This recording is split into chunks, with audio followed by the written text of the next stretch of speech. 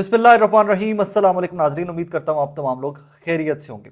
आज की पहली खबर इस ब्लॉग की, जहाँ पर एक पॉजिटिव डेवलपमेंट थी, वहीं पर पॉजिटिव के साथ फिर नेगेटिव भी आता है। जहाँ पर मुझे लगता है कि यार things are falling in their place, वहीं पर अजीब सी कोई ना कोई डेवलपमेंट भी आ जाती है। हमारी पंजाब की चीफ मिनिस्टर मरीम नवाज साहिबा, जो खातून है खुद, आज उन्होंने इफ्तार कोट लखपत जेल की खवातीन के साथ किया।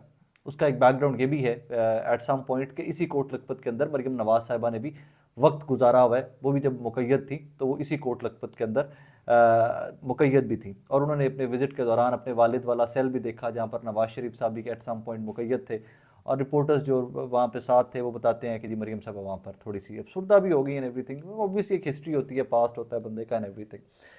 अब एक ये जहाँ विजिट कर रही हैं आप खवातीन को, वहाँ पर थोड़ा आज खाना बेहतर मिला होगा, वरना जेलों में क्या होता है हम सबको बड़ी अच्छी तरह पता है। चलें, चीफ मिनिस्टर आ रही थी तो उन खवातीन को ज़रा बेहतर खाना मिला होगा, आज इज्जत से खाना मिला होगा, कपड़े साफ मिले होंगे, ज़रा जेल के जो रहने सहने का इंतजाम है वो बेहतर हुआ होगा, ज़रा इंतजामिया ने शर्म खा ली होगी। लेकिन एट द सेम टाइम वहाँ एक और नेगेटिव खबर भी रिपोर्ट हुई, और वो नेगेटिव खबर के ऊपर मुझे लगता है कि मरीम नवाज को खुद से बहुत स्ट्रॉन्ग एक्शन लेना चाहिए। जेल इंतजामिया के खिलाफ उनको बहुत एक्शन लेना चाहिए। शाकिर अवान साहब हैं, हमारे भाई हैं, हम न्यूज़ के रिपोर्टर हैं, बहुत अच्छे रिपोर्टर हैं, कोर्ट रिपोर्टर हैं और बाकी फर्दर भी रिपोर्ट करते हैं।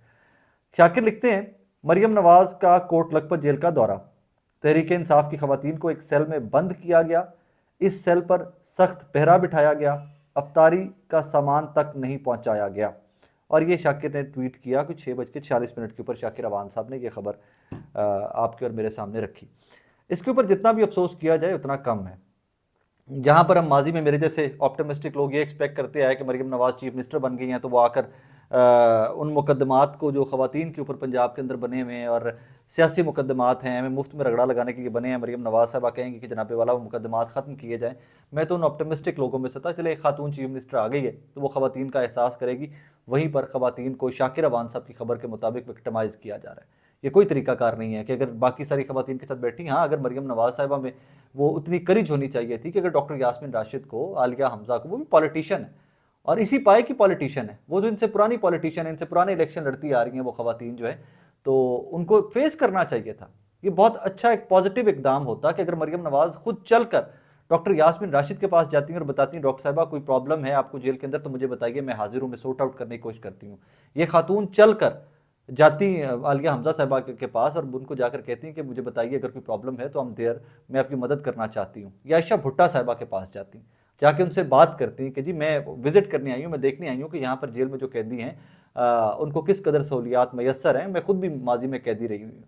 तो मरीम नवाज साहिबा ने जैसे कल मलिका बुखारी साहिबा की हेल्प की और उनका कद बढ़ा उसके ऊपर, ऐसे ही अगर आज ये डॉक्टर यास्मीन राशिद साहिबा से, आयशा भुट्टा साहिबा से और इन खवातीन से अगर मुलाकात कर लेती तो इनका कद बढ़ता। लेकिन किसी फुटेज में मुझे अभी तक वो खवातीन तहरीक इंसाफ की नज़र नहीं आई। आगे बढ़ते हैं। तहरीक इंसाफ की खवातीन का ही आज सारा दिन एक बहस मुबाहिसा और एक लड़ाई चलती रही है सोशल मीडिया के ऊपर।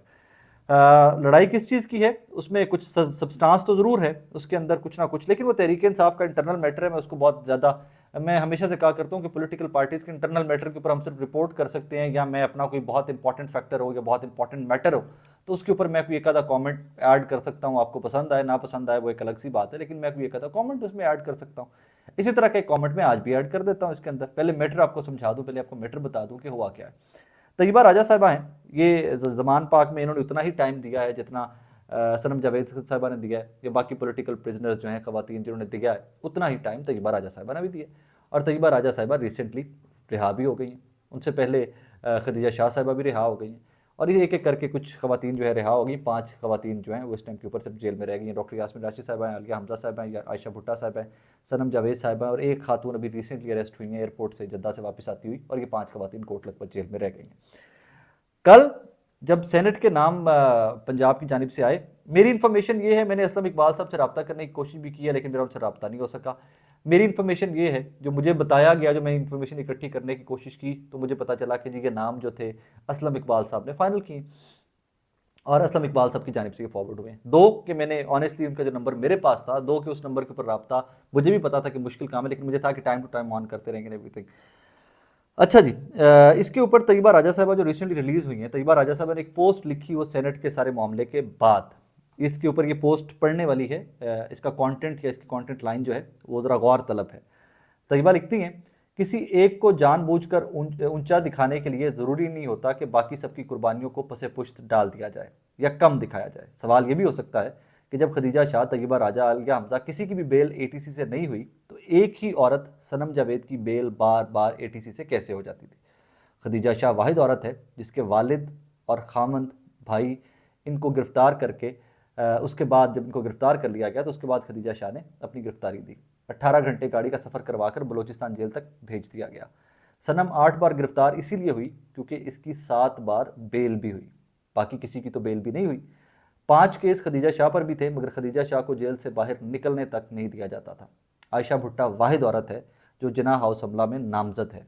माँ को मरे कुछ वक्त हुआ और बाप को भी ट्यूमर। तैयबा राजा और आलिया हमजा को बेल लाहौर हाईकोर्ट से 9 माह 13 दिन बाद 15 बार बेंच टूटने के बाद हुई। तब बार बार एटीसी से किसी एक की बेल कैसे हो जाती थी? ये सवाल बड़ा सवाल है। किसी औरत की मीडिया कवरेज नहीं हो सकती थी। इस वक्त सिर्फ एक ही इंसान की हेडलाइंस तक चलने की इजाज़त कैसे थी? ये भी एक सवाल है।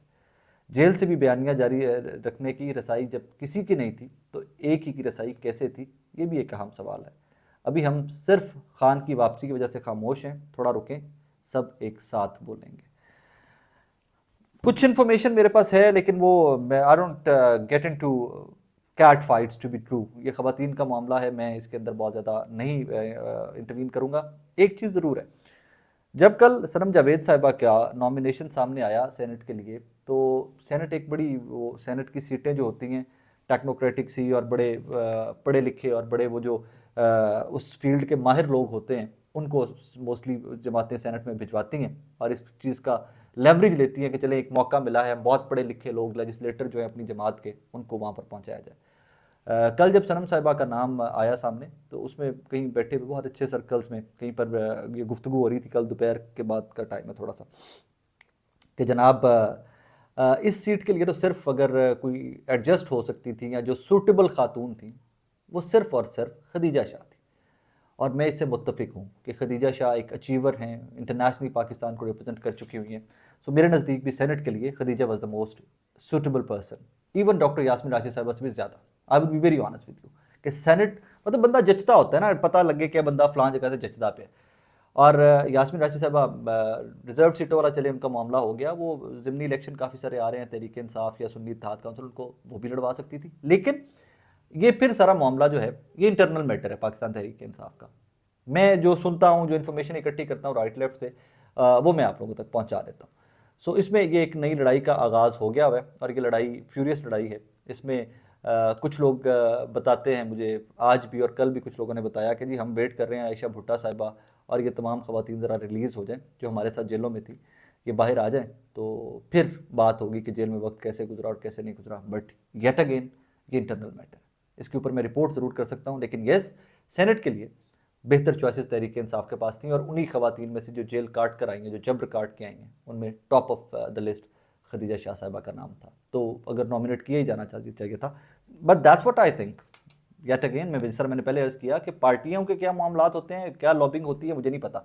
एक ये भी फैक्ट है कि मैं उसका मुजरिम बीच में खुद को भी गिनता हूँ कि हमसे भी कहीं पर ज़्यादती हुई सनम जावेद साहिबा को ज़्यादा प्रमोट करने की और बाकियों को कम एयर टाइम देने की। लेकिन उसके पीछे एक रीज़न थी कि सनम साहिबा के वालिद जावेद साहब जो हैं वो तमाम लोगों से राब्ते में रहते थे, वो ख़बरें देते रहते थे, वहाँ से हमें इन्फॉर्मेशन मिलती रहती थी। बाकी ख़वातीन नहीं इतनी हमसे उनकी फैमिलीज इन टच रह सकी। डॉक्टर यास्मीन राशिद साहिबा की फैमिली के किसी ना किसी वाय से उनके मुतालिक ख़बरें आती थी, मैं रिपोर्ट करता रहा, बाकी लोग भी रिपोर्ट करते रहे। खदीजा शाह साहिबा थोड़ी सी इग्नोर हुई एट सम पॉइंट, हम सबसे हुई, उसके हम कल्प्रेट हैं। तैयबा राजा साहिबा, आलिया हमजा साहिबा इग्नोर हुई, लेकिन उसमें बहुत सारे फैक्टर्स है, जिस तरह मैंने अर्ज़ किया कि हम तक इन्फॉर्मेशन पहुँचेगी तो ही हम उसको एलिवेट कर सकते हैं। तो ये हम मीडिया उसमें थोड़ा सा गुनहगार है कि सिर्फ ज़्यादा हमने सनम जावेद साहिबा को हाईलाइट किया। बाकी इंटरनल मैटर्स क्या हैं वो ख़वातीन खुद ही अपने मामलात आपके सामने एट सम पॉइंट रख देंगी। लास्ट खबर बहुत इंपॉर्टेंट है इस ब्लॉग की और मैं सारा दिन वो तमाशा देखता रहा हूँ। मैं हमेशा से कहा करता हूँ कि शोहदा आपके और मेरे माथे का झूमर है। किसी भी कौम का की सालमियत, बका, अपनी फ़ौज और शोहदा स्पेशली जो अपनी जान तक का नजराना दे देते हैं आपके और मेरे सुकून के लिए, उनके सर पे होती है। आज कुछ शोहदा को लेकर, दो शोहदा को लेकर, एक कोई ISPR पैरोडी अकाउंट है, वहाँ से एक स्टूपिड सा ट्वीट होता, होता है। उस ट्वीट के बाद PMLN ने उसको उठा लिया सर के ऊपर। उन्होंने कहा जी इसके पीछे PTI है, ये PTI ट्रॉल ब्रिगेड है, ये शोधा की बेहुरमती कर रहे हैं एंड ऑल दैट। सादा सी बात है, PMLN शोधा की बेहुरमती करे, PTI करे, जमात इस्लामी करे, JUIF करे, कोई भी सियासी जमात करे, ये किसी तरह से भी काबिल कबूल नहीं है। At the same time PMLN को डायरेक्टली इल्ज़ाम धरने से पहले थोड़ा इन्वेस्टिगेट करना चाहिए। अब आप हुकूमत में इन्वेस्टिगेट कर लीजिए कौन चला रहा है हैंडल, FIU गया है, चेक करो यार कौन चला रहे हैं हैंडल। अगर वो बच्चा तहरीक इंसाफ से ताल्लुक है, सुन्नी इत्तेहाद काउंसिल से ताल्लुक है, आप ज़रूर ब्लेम कीजिए, क्योंकि इसके ऊपर बैरिस्टर सैफ ने तहरीक इंसाफ के या सुन्नी इत्तेहाद काउंसिल के कैटेगोरिकली डिनाइल दिया है। और इस तरह के स्टेटमेंट्स, इस तरह की मीडिया कैंपेन्स जताउल्लाह तारड़ साहब और ये तमाम PMLN जो है उनकी जानिब से जो मीडिया कैंपेन जो इस तरह लॉन्च की जाती है एक सियासी जमात के ख़िलाफ़, ये बहुत ख़तरनाक बात है। मतलब आपके पास सियासत के लिए शोधा से अलावा कुछ नहीं बचा आपके पास। मैं फिर कह रहा हूँ कि जिस किसी भी घटिया शख्स ने ये हरकत की है, बहुत ही घटिया तरीन हरकत है। शोधा के ऊपर आप मजाक नहीं कर सकते, शोधा की आप तौहीन का सोच भी नहीं सकते। They are the ones who sacrificed their life for us. तो हमें उनको मान देना चाहिए, हमें उनको इज़्ज़त देनी चाहिए, हमें उनको अकीदत इज़्ज़त की निगाह से देखना चाहिए। लेकिन एट द सेम टाइम अता तारड़ साहब ने जब इल्ज़ाम, आप इंफॉर्मेशन मिनिस्टर हैं, लिखते आप FIU को यार इन्वेस्टिगेट करो ASAP, जिस तरह आप रूटीन में इन्वेस्टिगेशन करते हो उससे ज़रा तेज़ इन्वेस्टिगेशन करो एंड फाइंड आउट कि who is behind this handle. लेकिन सब ने जल्दी की इसमें आके। लेकिन एक चीज़ के ऊपर तमाम पाकिस्तानियों को मुत्तफ़िक होना चाहिए कि शोधा की तौहीन किसी सूरत बर्दाश्त नहीं की जा सकती। हमें इनको इज़्ज़त देनी चाहिए, उनकी फैमिलीज़ को इज़्ज़त देनी चाहिए, क्योंकि उनकी कुर्बानियाँ रायगा नहीं जानी चाहिए। अपना बहुत सारा ख्याल रखिएगा, दुआ में याद रखिएगा।